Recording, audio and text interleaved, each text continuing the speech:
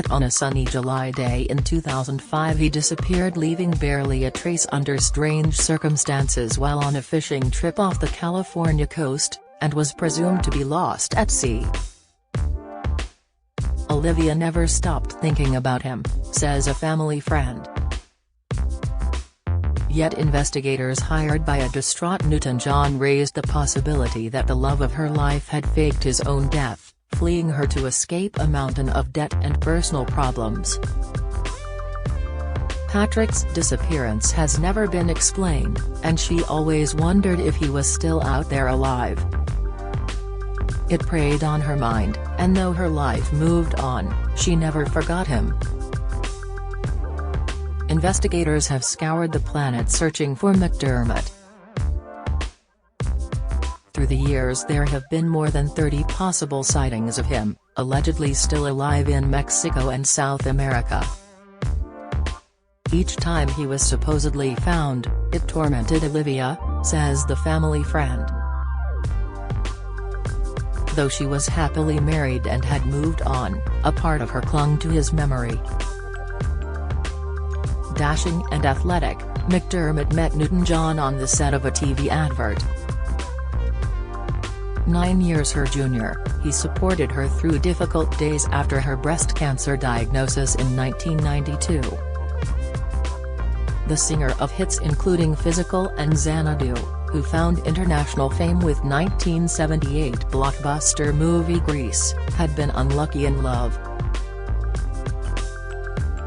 Her first marriage to American actor Matt Latanzi ended in divorce in 1995 after 11 years, leaving her with their daughter Chloe, and a string of subsequent romances fell apart until she met McDermott in 1996. They traveled the world together, from London to Sydney to South Korea. They had ups and downs like many couples but seemed destined to tie the knot.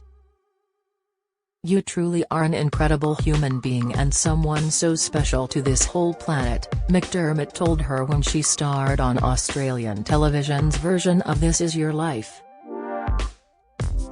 "And if we could all just be a little bit like you, we'd all be a little better off. I love you with all my heart." But on June 30, 2005, McDermott boarded the fishing vessel Freedom at the Los Angeles port of San Pedro for a 22-hour fishing trip, and never came home. He frequently signed up for overnight deep-sea fishing trips, often taking a long chance, his 13-year-old son by his first marriage. But on this occasion he was alone and knew nobody aboard. When the boat returned the next day there was no head count as the 23 passengers disembarked, and nobody noticed if McDermott was among them.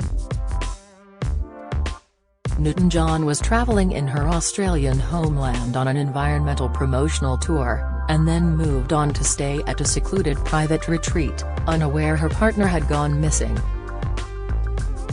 Amazingly, his absence was not noted for 11 days, when he failed to appear at a family event and his ex-wife, American actress Yvette Nipper, called the dockyard.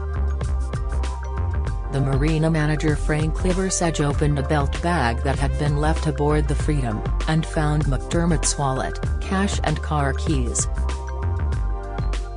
His car was still parked nearby. The Coast Guard immediately launched an investigation into whether McDermott had jumped, fallen or been pushed overboard, yet, without witnesses, officers were ultimately forced to conclude that he was simply lost at sea. Liversedge, however, disagreed. "I believe Patrick got off that boat when it was tied to my dock, and walked off." McDermott's galley tab for 2 hot dogs and a drink had been paid only an hour before the boat returned to harbor, a time when nobody was asleep or distracted by fishing. From that point back to the dock, it's almost 1,000,000 to 1 odds that a guy could fall overboard, jump overboard, be pushed overboard, without half of the boat seeing it, said Liversedge, who claimed that several anglers saw McDermott disembark. Only after his disappearance did McDermott's more troubled side emerge. The suave hunk who appeared on Newton-John's arm on Hollywood red carpets was struggling with financial woes. He had declared bankruptcy in 2000, and 5 years later still owed child support payments.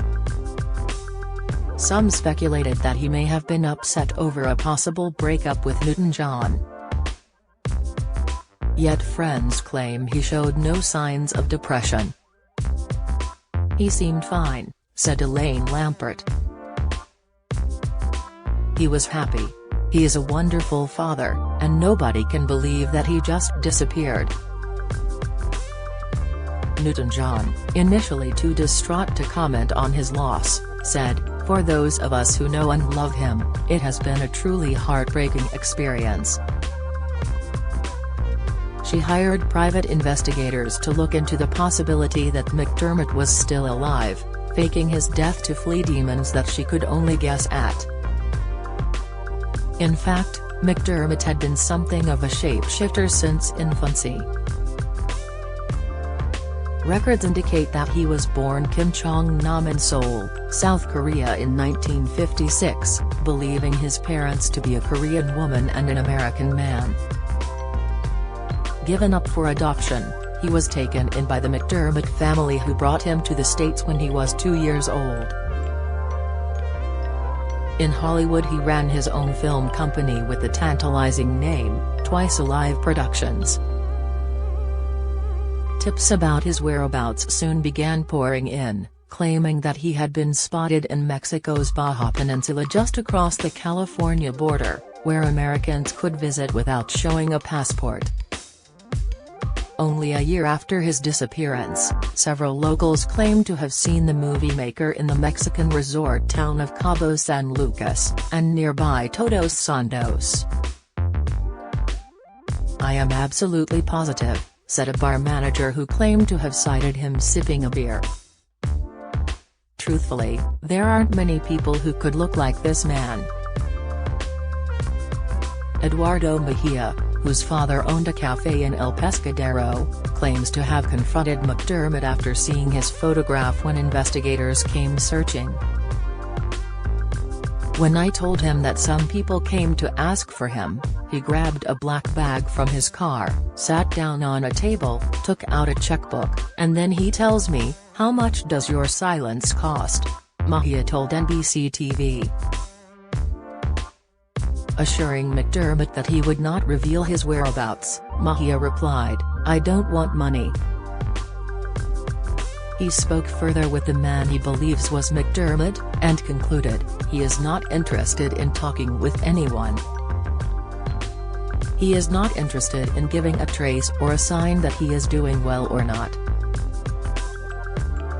Newton-John told People magazine some time ago that she refused to believe McDermott could fake his own death, if only because he would not abandon his teenage son. But she confessed to feeling uneasy at the mystery surrounding his disappearance. "It creates that, what if?" she said. "And I don't know." Each passing year brought fresh sightings, though none was ever confirmed. Tormented, Newton-John had no choice but to carry on. She eventually found happiness with her second husband Johnny Sterling, an environmentalist and the founder of a herbal products company, in 2008. "I'm very lucky to be married to a wonderful man," she said last year. But they had to deal with the recurrence of her breast cancer in 2013 and then again in 2017, when it had spread to her bones and lower back. She continued to be haunted by the disappearance of McDermott, who would be 65 years old if still alive today. "He was lost at sea and nobody really knows what happened," she said in an interview. "It's human to wonder, but you have to accept and let go. I don't think I will ever really be at peace with it."